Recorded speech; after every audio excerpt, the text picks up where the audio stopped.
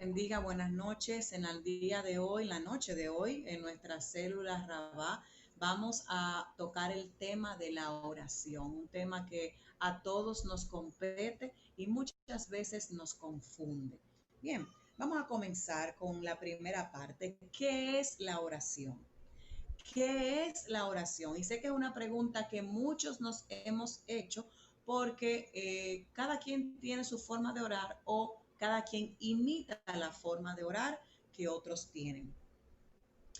¿Qué es la oración? A través de la oración vemos claramente a través de la Biblia, perdón, vemos claramente que la oración es una acción sincera y voluntaria de comunicación con Dios. Es lo primero que usted debe conocer, que es una acción sincera y voluntaria. Nadie le puede obligar, aunque le pueden instar, le pueden invitar, pero nadie le puede obligar, porque cuando es obligada, entonces Dios no la está recibiendo. Entonces, con la cual nosotros expresamos con nuestras propias palabras. Cuando oramos, abrimos nuestro corazón a Dios para contarle cómo nos sentimos. La oración es entre nosotros y Dios y no para impresionar a los demás. Nuestro corazón no tiene la actitud correcta, así lo que buscamos es que los demás nos vean y admiren nuestras palabras. Al orar, nuestro deseo más grande debe ser pasar tiempo con Dios y hablarle desde lo más profundo de nuestro corazón. Es cierto que nuestro Padre sabe de antemano las cosas que nosotros necesitamos, pero como todo buen padre, a Él le encanta escuchar la voz de sus hijos. Vemos así que el énfasis de la oración debe ser fortalecer entonces nuestra relación con Dios, acercarnos a Él, pasar tiempo en su presencia y compartir con Él lo que ocupa nuestro corazón. Entonces oramos porque nuestra relación con Dios es importante y vital. Puede que nosotros entendamos la importancia de la oración, pero muchas veces no tenemos claro cómo debemos orar. Y la Biblia nos da ejemplos y nos ayuda. Entonces, ¿cuál es la oración que agrada a Dios? Ya tenemos claro qué es la oración. Ahora, primero es cuál es esa oración que le agrada a Dios. Número uno es la que se hace con reverencia. Lucas 11:2 dice, y les dijo, cuando oréis, decid, Padre nuestro que estás en los cielos, santificado sea tu nombre, venga tu reino, hágase tu voluntad en el cielo, así también en la tierra. O sea, tenemos que hacer reverencia de la grandeza y reconocer la grandeza, alabar la grandeza de Dios. Y número dos es la que se hace con un corazón contrito y humillado que busca realmente hallarlo de verdad. Jeremías 29:13 dice, si me buscan de todo corazón, podrán encontrarme. Si usted en sus oraciones todavía no se encuentra con Dios y no le habla, es porque no lo está haciendo de corazón ni lo está haciendo con la reverencia correcta. ¿Para qué nosotros oramos? Y esta también es otra pregunta que yo sé que pasa por nuestra mente en muchas ocasiones. Ya sabemos qué es la oración, ya sabemos cuál es la oración que le agrada a Dios, entonces vamos a conocer ahora para qué nosotros oramos. La oración es una comunicación e intimidad con nuestro Padre. La oración es una fuente de poder para el creyente, como lo vemos plasmado en la Biblia. Y es nuestro mayor ejemplo, Jesús. O sea, Jesús siempre estaba buscando el rostro de Dios en oración muy temprano en la mañana y luego de fortalecido por su presencia, sanaba a los enfermos, resucitaba a los muertos y hacía los milagros. La oración no debe llegar a ser una rutina en nuestras vidas, debe ser en cambio el fundamento de una relación de absoluta, persistente y continua confianza en Dios. Repito, no debe llegar a ser una rutina. En cambio, debe ser el fundamento de una relación de absoluta, persistente y continua confianza en Dios. porque la oración es el alimento del alma. Sin esto, entonces estamos espiritualmente muertos. ¿Para qué entonces nosotros oramos? Número uno es para buscar consejo de Dios. El consejo no lo buscamos en el hombre. Primero vamos al Padre a buscar consejo. Segundo, para pedir consejo. Y tercero, para darle gracias. Por favor, hagan un capture de estas citas para que luego la puedan buscar y de esa manera entonces enriquecer esta parte de para qué entonces oramos. Tomen el capture.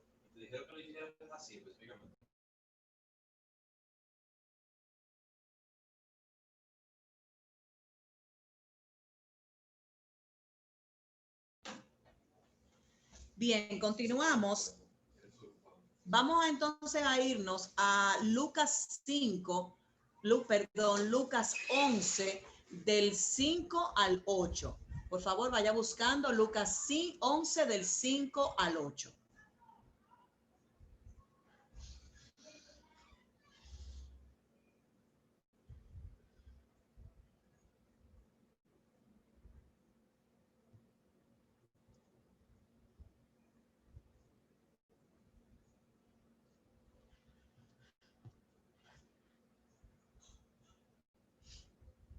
Bien, entonces vamos, yo voy a leer lo que dice aquí en Lucas 5, 11 del 5 al 8, lo voy a leer lo que está en la pantalla, pero me gustaría que usted lo tenga en otras versiones.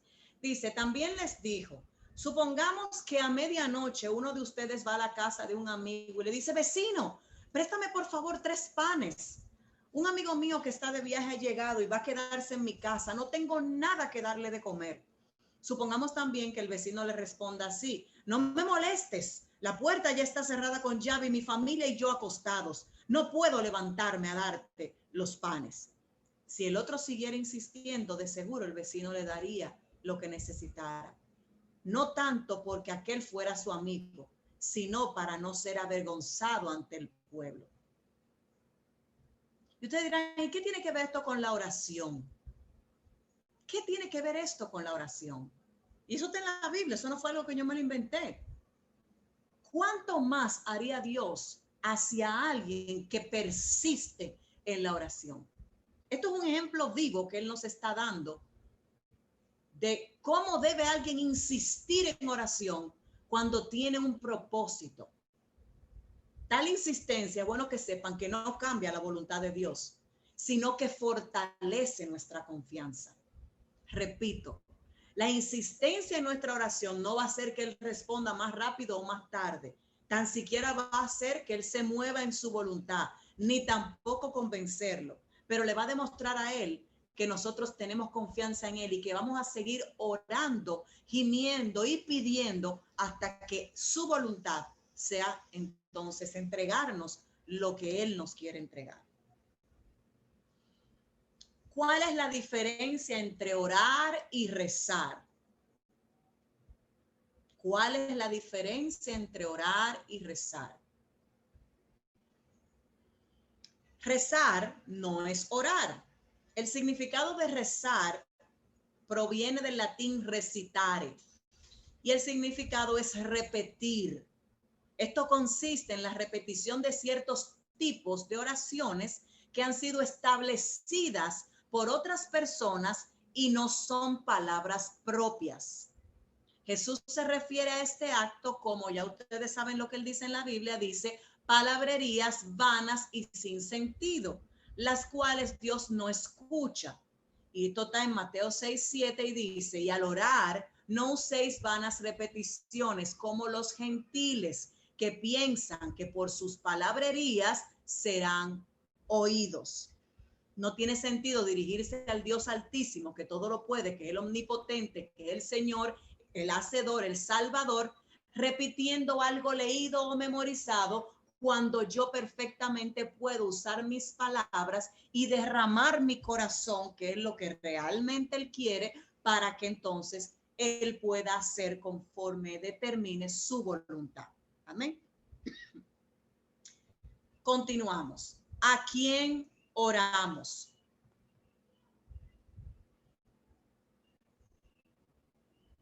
¿A quién oramos? El énfasis de la oración debe fortalecer nuestra relación con Dios, acercarnos a Él, pasar tiempo en su presencia y compartir con Él lo que ocupa nuestro corazón. Oramos porque nuestra relación con Dios es importante y vital. Entonces, ¿a quién oramos?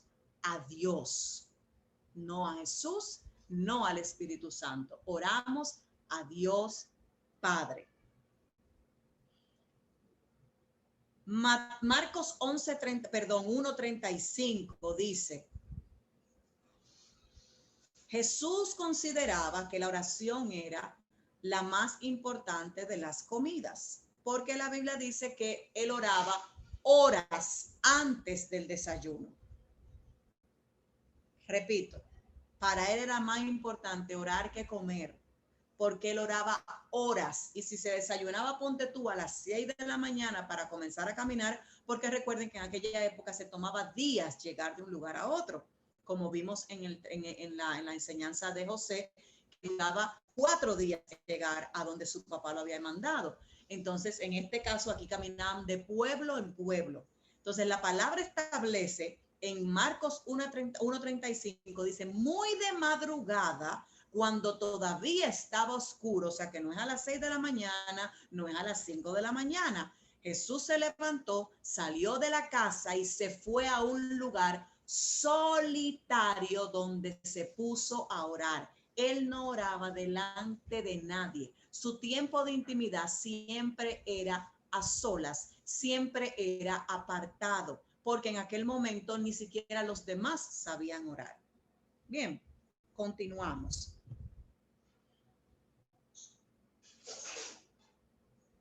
Lucas 5, del 15 al 16, establece: sin embargo, la fama de Jesús se extendía cada vez más.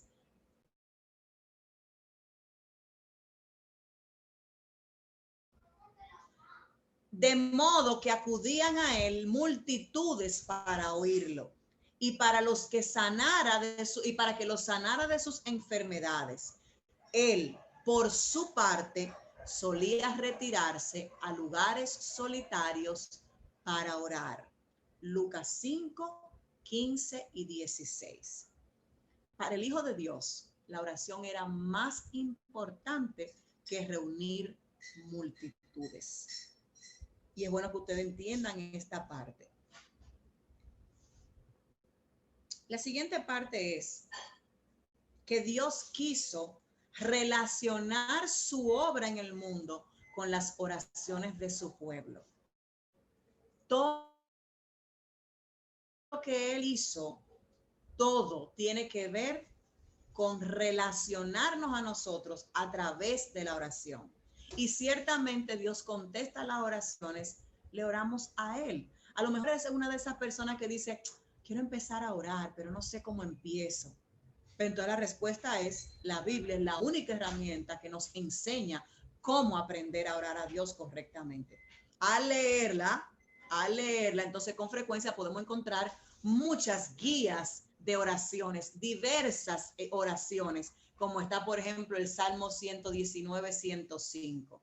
Entonces, debido a que en ella encontramos muchos ejemplos de oraciones que nos enseñan cómo pedir conforme a su voluntad, vamos puliendo la forma en la que nosotros expresamos la oración, la forma en la que nosotros, los términos que usamos en la oración.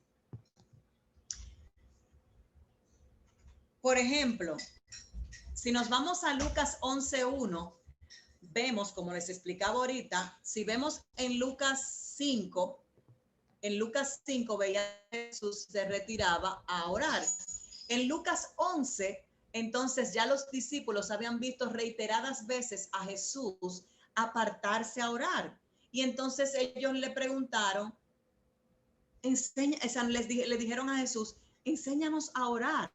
Después que vieron eso por un tiempo, ese escenario, que él se retiraba y oraba y entonces bajaba del monte o salía de donde estaba y entonces de él salía poder, sanaba y hacía una serie de cosas, ellos le dijeron: Señor, enséñanos a orar. La oración es para los hijos de Dios. Y Jesús le dijo, ustedes deben orar así. Yo les voy a explicar esa parte en un momento porque quiero que enseñarle quiénes entonces entraron en oración primero. Noé oró a Dios y él le dio el plano del arca y la liberación del pueblo. Moisés oró y Dios libró a los israelitas de la esclavitud egipcia. Gedeón oró y las huestes de un enemigo formidable huyeron atemorizados ante sus 300 valientes hombres de oración. Daniel oró y las bocas de los leones se cerraron. Elías oró y el fuego de Dios consumió el sacrificio y el agua que rodeaba el altar. David oró y derrotó a Goliat en el campo de batalla al filisteo. Los discípulos oraron y fueron llenos del Espíritu Santo, de modo que se agregaron 3,000 personas más a la iglesia en un solo día. Pablo oró y cientos de iglesias nacieron en Asia Menor y en Europa. Y ustedes saben que Pablo pasó una gran parte de su tiempo de apostolado y de enseñar en la cárcel. Y muchas de sus enseñanzas fueron a través de cartas desde la cárcel y también las correcciones. ¿Qué dijeron entonces los discípulos en Lucas 11 del 1 al 4? Señor, enséñanos a orar. Y estoy seguro que es una petición que muchos de nosotros tenemos en el día de hoy. Señor, enséñanos a orar. Lo que yo sé hasta ahora no se llama oración. Lo que yo he conocido hasta ahora no te agrada. Lo que yo he conocido hasta ahora no está llegando a tu trono con agrado. Entonces, por favor, enséñame a orar. Y vamos a enseñarles a orar con el manual que él nos dejó, porque nos dejó un manual en Mateo 6 también. Primero nos dice que no oremos con vanas repeticiones y luego nos explica cómo debemos orar. Entonces, vamos a amar nuestro tiempo con Dios a través de esto que vamos ahora a desglosar, que es nada más y nada menos que el Padre Nuestro. El Padre Nuestro no es una indicación de orar literal, es una estructura que te muestra el Señor para que sepas cómo es que debes orar. Me voy a explicar. Primero, lo primero es Padre nuestro que estás en el cielo, que es lo que dice Mateo 6:9. La oración es para los hijos de Dios. Si usted no siente que usted es hijo, entonces no puede estar orando. Primero tiene que sentirse hijo de Dios. Jesús le dijo, ustedes deben orar así. Padre nuestro que estás en el cielo, santificado sea tu nombre. O sea, lo primero que hizo fue reconocer y alabar sus atributos. Dios tiene una responsabilidad y es con sus hijos.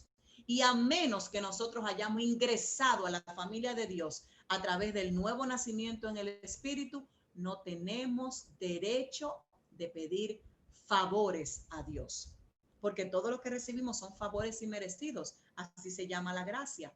La Biblia dice, más a cuanto los recibieron, a los que creen en su nombre, les dio derecho a ser hijos de Dios. Está registrado en Juan 1:2.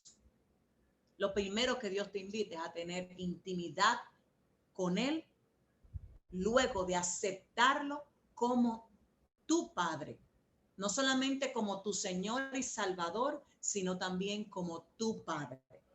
Es lo primero que hace.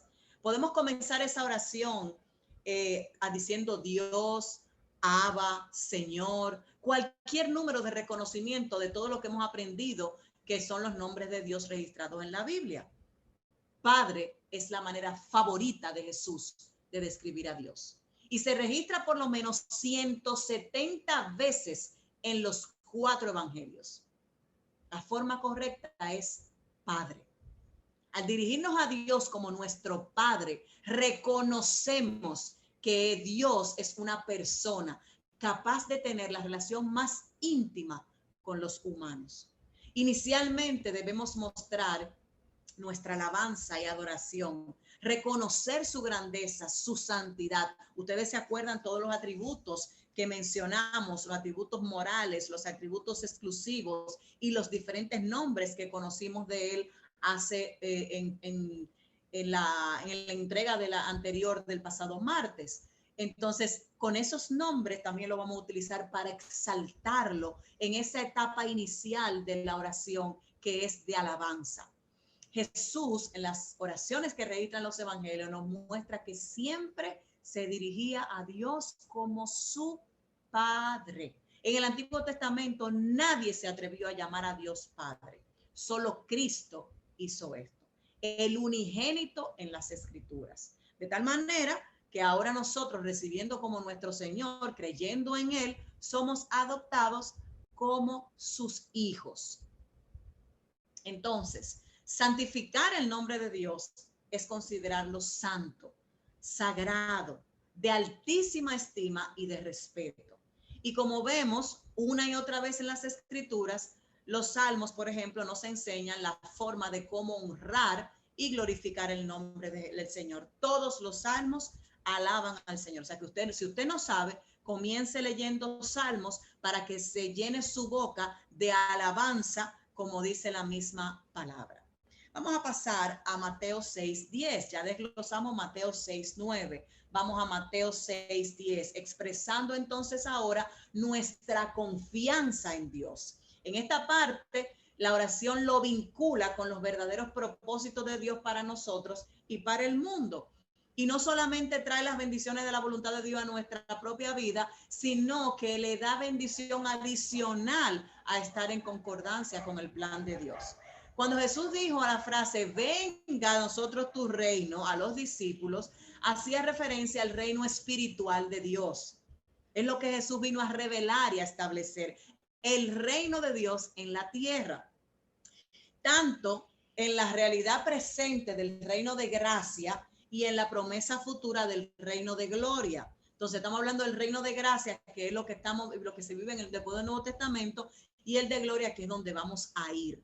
Entonces, debido a que los judíos pensaban que el Mesías, o sea, Jesús, restauraría el reino físico de Israel y los liberaría del yugo romano, el reino de los cielos está entre los hombres en el día que el Hijo de Dios se hizo como uno de nosotros para morir en una cruz y reconciliarnos con Dios. Recuerden que hay una parte de Israel que creen que Jesús no ha venido, perdón, el Mesías, porque entienden que Jesús simplemente fue un profeta más, entienden que no ha venido y todavía lo están esperando.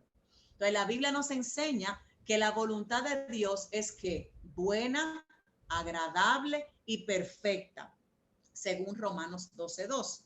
Y aunque muchas veces nosotros no la podamos entender, la Escritura dice que sus caminos son más altos que nuestros caminos y sus pensamientos son mejores que nuestros pensamientos. Esto lo dice en Isaías 55, del 8 al 9. Entonces terminamos la parte que dice, venga tu reino, cúmplase en la tierra tu voluntad como se cumple en el cielo. Recuerden que esto varía según la versión que estoy usando, y como se dan cuenta ahí está en la versión NBB, que es una de las versiones más llanas. Bien, continúo. Tercer paso del Padre Nuestro es presentar nuestras peticiones. Después que yo alabo al Señor, luego entonces yo expreso mi confianza en Él y expreso la fe que tengo de que lo que Él va a hacer está hecho, y que yo estoy clara de que realmente lo que Él va a hacer es posible. Entonces ahora yo le presento mis peticiones. ¿Cómo lo hace? ¿Cómo nos dan el ejemplo? En Mateo 6:11, el pan nuestro de cada día, dánoslo hoy. Pero en este momento no solamente necesitamos pan. Por lo tanto, ahí es que quiero que entiendan que es un formato, no es que vamos a orar específicamente así. Entonces pasamos a presentar nuestras peticiones, a pedir la provisión de Dios para cada día, y Él sabe que durante el transcurso del día tendremos necesidades físicas y necesitamos que Él nos las supla. La petición incluye la palabra danos, sea la palabra la que pronuncia un millonario o un huérfano con necesidad continua. La oración a la vez expresa dependencia y reconocimiento de confianza. Al decir danos, no importa quién lo está diciendo, al decir dame, tiene obligatoriamente que humillar su ego, que humillar su cargo, que humillar su pleitesía, humillar quién es, para poder entender que Dios está por encima. Amén. Está expresando, como decía, dependencia y reconocimiento de confianza. Todos dependemos de Dios y Él, ese ruego de danos, nos obliga a reconocer que Dios es la fuente de todo lo que nosotros necesitamos. Esta palabra hace que nosotros reconozcamos que Dios no solo es nuestro sustentador y proveedor material, ya eso lo conocimos la semana pasada, pero también Él es nuestro proveedor y nuestro sustentador espiritual. Y en particular, el Señor Jesús siempre enfatizaba en la importancia del alimento espiritual. Como establece Juan 6:27, trabajad no por la comida que perece, sino por la comida que la vida eterna permanece, la cual el Hijo de Hombre os dará, porque a este señaló Dios el Padre. O sea que, como establece también, ustedes saben que cuando una de las cosas que Satanás tentó a Jesús era con el pan. Convierte esa piedra en pan, y él decía, pero no solo de pan vive el hombre, sino de toda palabra que sale de la boca de Dios. Entonces, hasta que nosotros no entendamos que nuestra dependencia viene de Dios y no solamente es porque necesitemos pan, entonces vamos a vivir no como hijos, sino como mendigos. Amén. Mateo 6:12 es una de las partes que más difícil se le pone a la gente, pero lo repiten y no se hace vida en sus vidas. Y es reconocer la importancia del perdón. Mateo 6:12 dice, perdona el mal que hacemos, así como nosotros perdonamos a los que nos hacen mal. Así como nosotros quiere decir que yo tengo que perdonar primero para que Él lo haga con los demás. Nuestra deuda con Dios era el pecado, como lo expresa Romanos 3:23, que dice, por cuanto todos pecaron, están destituidos de la gloria de Dios. La Biblia nos enseña que también debemos perdonar a quienes nos ofenden para que también seamos perdonados por Dios. Entonces nosotros reconocemos nuestra necesidad de su perdón y su gracia. A la misma vez nosotros examinamos nuestro corazón para saber si hemos estado dispuestos a perdonar y a ofrecer la gracia de Dios, o sea, esa gracia que nosotros hemos recibido, que es un favor inmerecido, si estamos dispuestos a dársela a otros que nos han ofendido a nosotros. Es el momento de nosotros examinarnos. Por eso muchas veces nos encanta orar y nunca nos ponemos a cuenta, nunca pedimos perdón. Y si ustedes se dan cuenta, cada vez que yo oro, cada vez que yo les oro colectivamente por ustedes, congregacionalmente, siempre digo, Señor, y nos ponemos a cuenta y te pedimos perdón. Y no es que te pedimos perdón si te hemos fallado, es que efectivamente te hemos fallado. De diferentes formas te vivimos fallando. O sea, no hay quien pueda decir, yo hoy no fallé. Todo, pensamiento, palabra, obra, o simplemente porque no lo sabía. Amén. Entonces, ¿está nuestro corazón suficientemente transformado como para ofrecer el perdón a los que nos han ofendido? ¿Estoy realmente yo dejando que la palabra entre a mi vida y me madure para yo perdonar a quien me ha ofendido conforme Dios ya me perdonó? No es que me va a perdonar, es que ya me perdonó de antemano. Al perdonar las ofensas a otros, Dios nos quiere enseñar que limpiar nuestro corazón de orgullo, rabia, rencor, odio, celo, envidia y todo tipo de mal, a la larga, a nosotros es que nos afecta si no lo hacemos. Y quienes han experimentado el perdón de Dios deben buscar y abrazar a cualquiera que les haya hecho el mal. No es opcional, no es este sí, el otro no, es a cualquiera que me haya hecho mal. Amén. Pasamos ahora a Mateo 6:13, que es donde nosotros entonces pedimos la victoria sobre la tentación y el mal. Entonces dice, y no nos deje caer en tentación y líbranos del mal. Debe notarse dos hechos. Primero, la tentación no es un pecado. Y aquí yo creo que se van a desmontar algunos santos que tienen ustedes por ahí. La tentación no es un pecado. La palabra griega para tentación es peirasmos. Los sustantivos griegos que terminan en asmos normalmente describen un proceso, no un producto terminado. Quiere decir que la tentación es el proceso que te lleva a, pero no ha ocurrido. ¿Entienden? Entonces las escrituras, la palabra, no considera la tentación como un producto terminado. Es un método, es un proceso que se usa para lograr un determinado producto. Y aunque la tentación no es un pecado, ceder a ella sí es un pecado. Segundo, Dios no es el autor de la tentación. Dios puede sentir que vengan tentaciones, Dios puede, permitir que vengan tentaciones, pero Él nunca tienta en el sentido de inducirnos a pecar. Por lo tanto, la oración es el reconocimiento de que Dios es la fuente de la fuerza máxima para resistir el mal. Algunas veces ocurre que de una manera tan sutil, esas tentaciones son tan imperceptibles que simplemente no nos damos cuenta que están sucediendo. Dios nos ha prometido que no permitirá que seamos tentados más de lo que debemos soportar. Y lo pueden leer en Primera de Corintios 10:13. Primera de Corintios 10:13. Pero tenemos que pedirle a que nos ayude a reconocer la tentación y nos dé fuerza para enfrentarla. Jesús en Mateo 26:41 nos enseña que la mejor manera de enfrentar la tentación que es orando. Y dice, velad y orad para que no entréis en tentación. Cuando usted está velando y orando, no tiene tiempo para el ocio, no tiene tiempo para estar viendo mucho TikTok ni muchos reels y mucho videíto insípido y ridículo que llegan por ahí que no le está colaborando a usted en nada. Por lo tanto, si usted no está ni velando ni orando, está cayendo prontamente en tentación. Y por eso es que vive metiendo la pata y quiere buscar explicaciones donde no la hay. Simplemente es que usted no está en lo que tiene que estar. Entonces, en el mismo Mateo 6:13, volvemos a alabarle, como yo les explicaba, decía, y no nos dejes caer en tentación, líbranos del mal.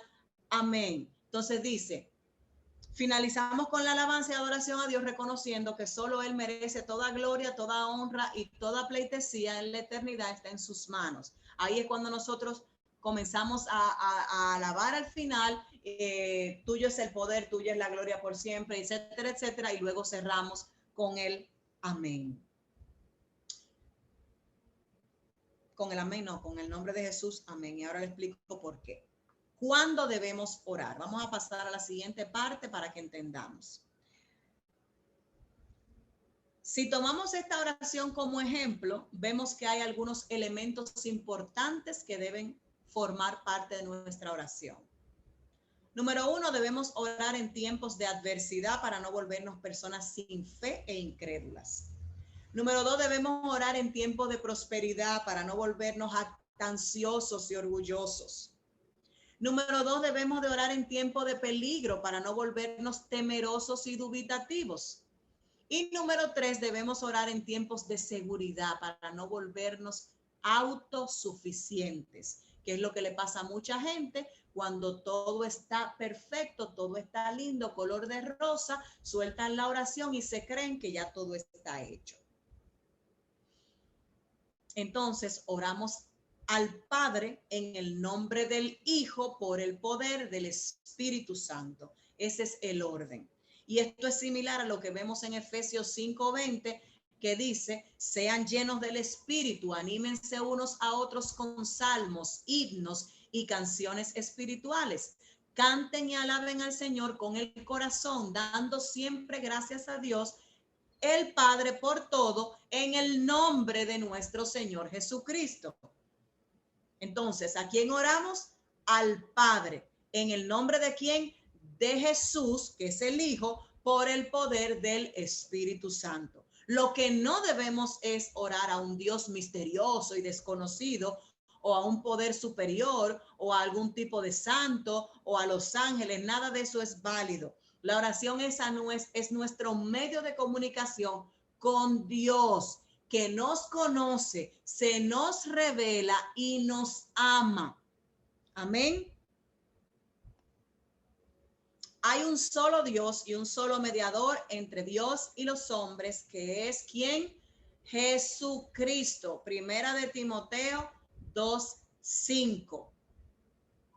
No hay otra forma de orar si no es a través de Jesucristo. Podemos orar, pero la palabra registra que la oración se dirige a Dios el Padre a través del Hijo y entonces con el poder del Espíritu Santo. En ninguna ocasión en el Nuevo Testamento, que es cuando ya sabemos que llegó el Espíritu Santo, vemos que va dirigida al Espíritu Santo. Por lo tanto, el Padre está en el cielo, el Hijo está a la diestra del Padre y el Espíritu Santo está entre nosotros, que fue la promesa cuando Jesús murió: cuando me vaya, dejaré al Consolador que estará con ustedes. El Consolador, el Paracleto, el ayudador es el Espíritu Santo que está entre nosotros. Toda oración, como decía, debe ser ofrecida a Dios Padre en el nombre de Jesucristo. Y esto no es un adorno al final de cada oración. ¿Ok? En el nombre de Jesús no es un adorno. Esto quiere decir, para que puedan entender, y aquí vamos a hablar cosas serias, esto quiere decir que nuestra oración tiene que estar en armonía con el carácter de Cristo y debe estar presentada con el mismo espíritu de dependencia y sumisión que guió y que señaló el Padre.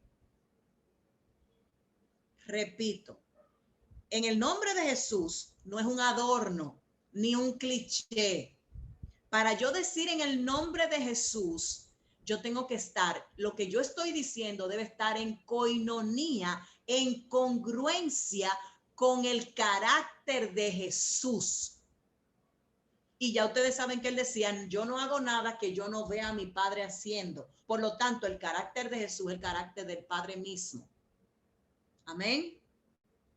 Orar en el nombre de Jesús significa orar con su autoridad y pidiendo a Dios el Padre que actúe por nuestras oraciones, porque venimos en el nombre de su Hijo. Orar en el nombre de Jesús significa orar en línea con la voluntad de Dios. Pedir en el nombre de Cristo es interponer su obra, invocar sus méritos y la intercesión por los méritos de Él, y estar en plena dependencia, de los méritos de Cristo y su mediación, con el consejo, con el perdón, o sea, sí, exactamente, con el consejo y la guianza y la ayuda necesaria que nos da el Espíritu Santo, como establece Romanos 8, 26 y 27.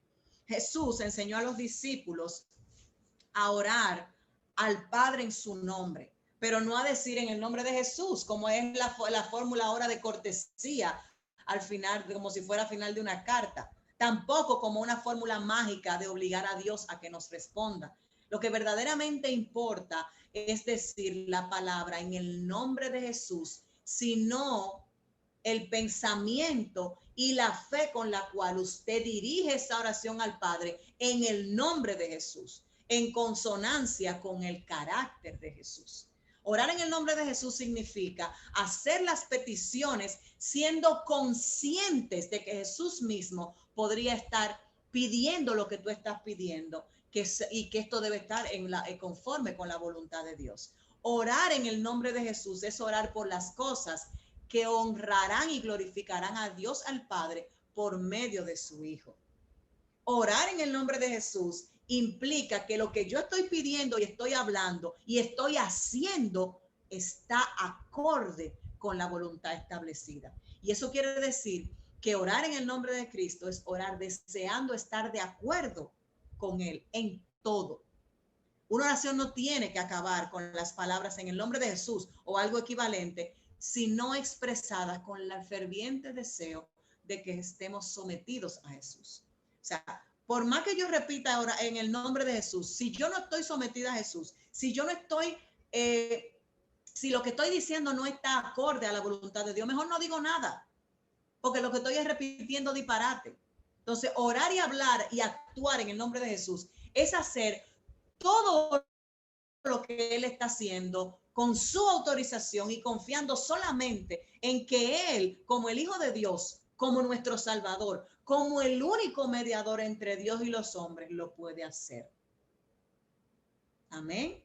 Espero que no estén en shock, pero que puedan entender que aquí la palabra y la palabrería y la vana repetición a partir de hoy se acaban. Amén. Vamos ahora a conocer el papel del Espíritu Santo en nuestra vida de oración, ya para cerrar. Somos guiados por el Espíritu. Y me encanta esta foto, porque siempre que yo visualizo a alguien clamando al Padre, al Hijo y al Espíritu Santo, visualizo a alguien levantando los brazos. Porque necesitamos algo. Porque ya nos cansamos de utilizar nuestros propios medios, nuestras propias estrategias, nuestros propios recursos. Entonces, en nuestra vida, al igual que en la de Jesús, el Espíritu Santo se manifiesta como un espíritu de oración. Nos lo dice de modo elocuente el apóstol Pablo, mi primo. Ustedes saben que Pablo y yo éramos primo hermano. Y él lo decía en un pasaje que le escribía a los Gálatas, que ya hemos citado en otras ocasiones 1,000,000 de veces. En Gálatas 4:6 dice: la prueba de que eres hijo de Dios, de que sois hijos, es que Dios ha enviado a nuestros corazones el Espíritu de Dios, el Espíritu de Hijo que clama: Abba, Padre. ¿Cómo clama? Abba, Padre. Por consiguiente, de algún modo el Espíritu Santo traslada a nuestros corazones la oración del Hijo que dirige ese grito al Padre, porque es un clamor, es un clamor. Y miren esta imagen. Repito, ahora como ustedes son sus hijos, Dios ha enviado, que lo primero que tenemos que hacer, dijimos, recibir a Dios como Padre. Señor, Salvador, pero me dirijo a Él como Padre y lo reconozco como Padre y permito que Él me bautice como su hijo, que permita que yo nazca de nuevo como su hijo, entonces Él me adopta como mi Padre. Dios ha enviado al Espíritu de su Hijo a vivir en ustedes.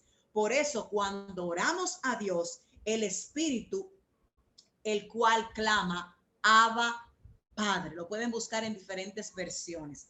Y leemos en Lucas, si nos vamos a Lucas 10:21, dice: en aquel momento se llenó de gozo Jesús en el Espíritu Santo y dijo: yo te bendigo, Padre, Señor del cielo y de la tierra. Es una oración de alabanza y de acción de gracia que, según el evangelista Lucas, brota del gozo interior de Jesús en el Espíritu Santo. El autor principal de esta vida es el Espíritu Santo, que fue también el autor principal de la vida en Cristo. A ver. Entonces, el Espíritu Santo se presenta como el autor de la oración cristiana. La oración nos permite vivir de esta realidad sobrenatural gracias a la acción del Espíritu Santo, que se une a nuestro espíritu para dar testimonio de que somos hijos de Dios. En primer lugar, porque Él estimula la oración y Él es quien engendra en nosotros la necesidad y el deseo de obedecer al consejo de Cristo, especialmente para la hora de la tentación.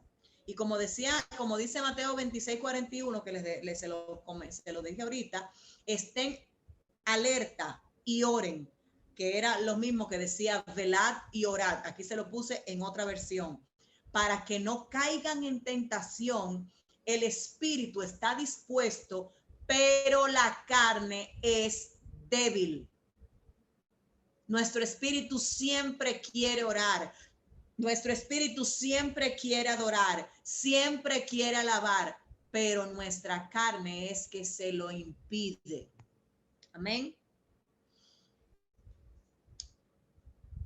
Un eco de esta exhortación resuena en aquella recomendación de la carta de los Efesios que dice: orad en todo tiempo con toda deprecación y súplica en el Espíritu, y velando en ello con toda instancia y suplicación por todos los santos y por mí, para que me sea dada palabra en el abrir de mi boca con confianza para hacer notorio el ministerio del evangelio. Se lo voy a leer ahora en otra versión. Dice: orar en toda ocasión en el Espíritu, velando juntos con perseverancia, para que me sea dada la palabra al abrir mi boca y pueda dar a conocer con valentía el misterio del evangelio. En la carta del Romanos,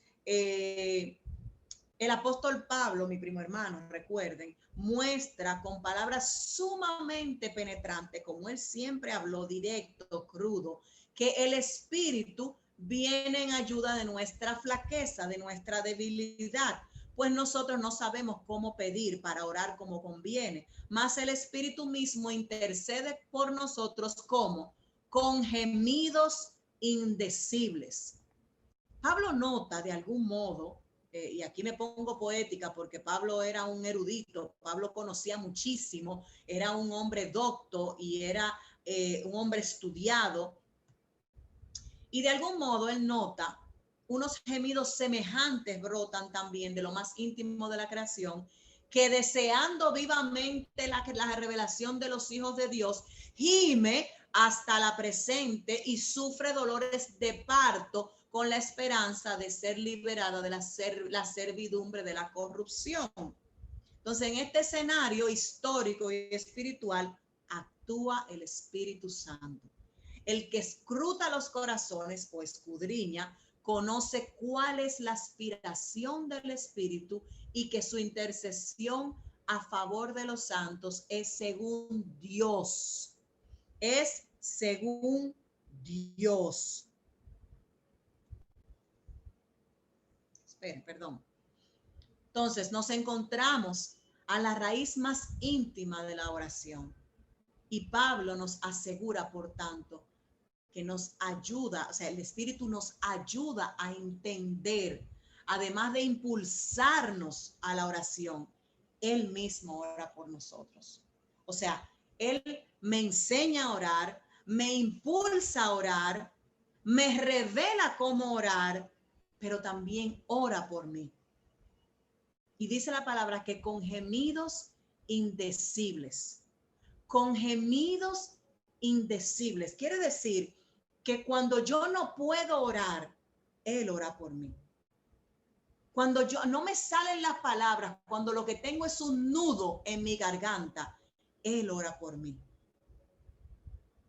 Cuando lo que tengo es un yugo y una opresión en mi ser y yo no tengo palabras ya para orar, Él ora por mí. Inclina tu rostro y acompáñame a adorar en este momento. Acompáñame a adorar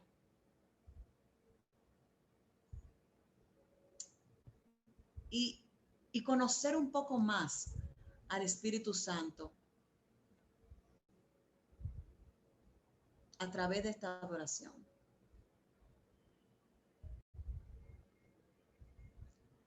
A ver, un momentito para yo ponerlo aquí.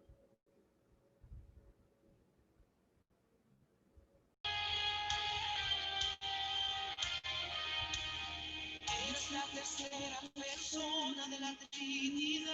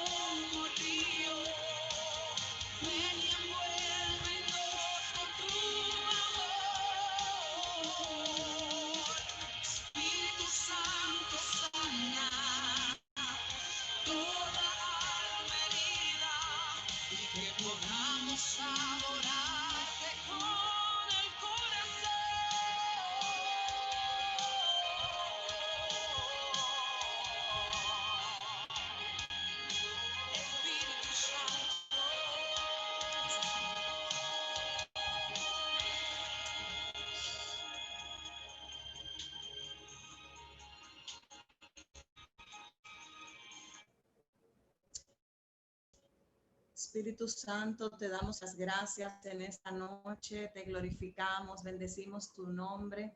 Te hemos conocido en el día de hoy como la tercera persona, hemos conocido a la segunda persona que es Jesús y ya conocimos al Padre. Padre, te damos gracias porque hemos conocido correctamente cómo llamarte. Hemos conocido la Trinidad, pero hemos conocido que son uno. Hemos conocido que están en acuerdo y que en unidad del acuerdo se manejan. Gracias porque conocemos cada una de las manifestaciones y ahora podemos entender cómo orar, a quién orar y qué orar. Gracias, Padre, porque sabemos que tú estás ahí.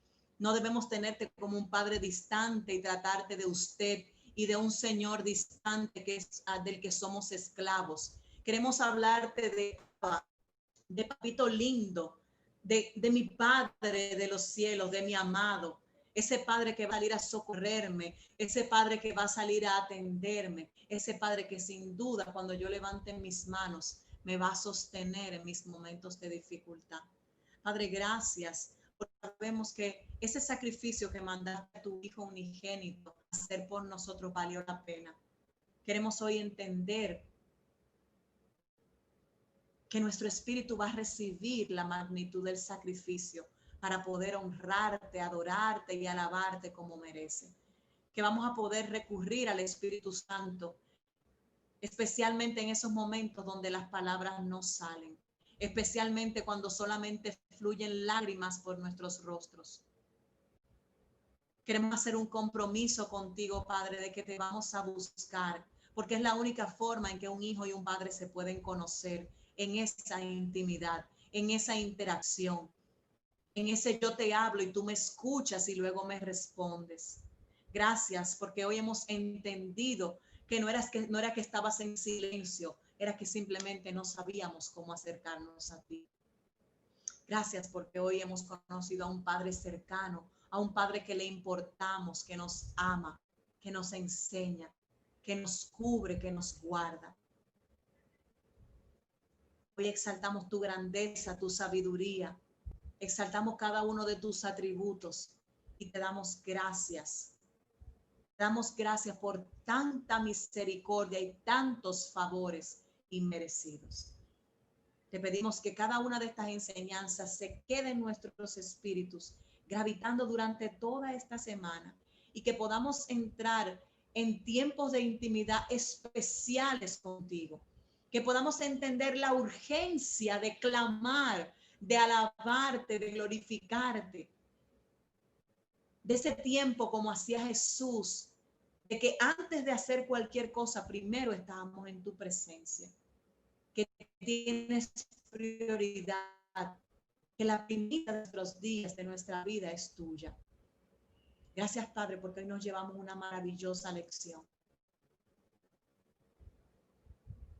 Gracias, porque hoy hemos entendido que Jesús hoy no está con nosotros, pero dejaste al Espíritu Santo para que nos consuele y nos enseñe. Gracias porque tu sabiduría y tus planes superan nuestro entendimiento. Te pedimos, Señor, que tú cubras nuestras vidas, que nos guardes y que todo el que está viendo este video en este momento, pueda recibir el espíritu de adopción que tu Hijo nos dejó y que tu espíritu manifiesta en nosotros para poder clamarte, Abba Padre, papito lindo, aquí estamos para ti. Gracias, Señor, en el nombre de Jesús. Amén y amén. Dios le bendiga.